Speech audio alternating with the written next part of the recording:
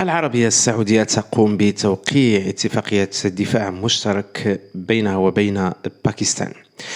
هذه الاتفاقية والتي تمتد على 8 عقود، يعني 80 سنة، هي مهمة جدا بالنسبة للدولتين وخاصة بالنسبة للعربية السعودية. لماذا؟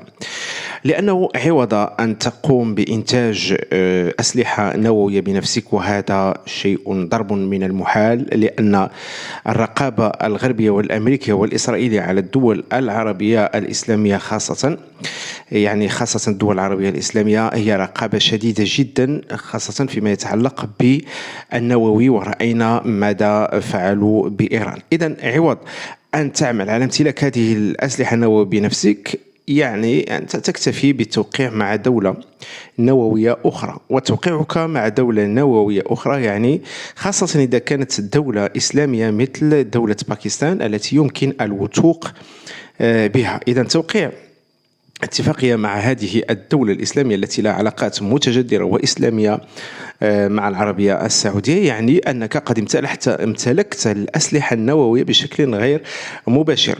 وتنص هذه الاتفاقية على أن المساس بأمن وسيادة أي دولة من هاتين الدولتين يعني بالضرورة المساس بالدولة الأخرى، والدولة الأخرى تدخل في حرب مباشرة مع الدولة المعتدية.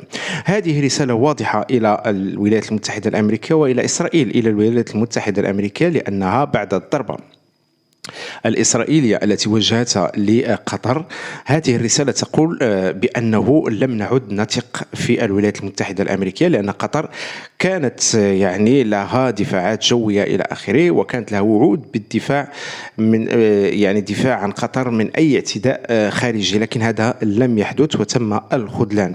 هذه الرسالة موجهة إلى الولايات المتحدة الأمريكية، تقول الولايات السعودية بأنه لم نعد نثق بك. كذلك موجهة أيضا لإسرائيل، لأن إسرائيل يعني ستضرب ألف حساب قبل أن توجه أي ضربة للعربية السعودية، لأن الاعتداء على السعودية يعني الاعتداء على باكستان.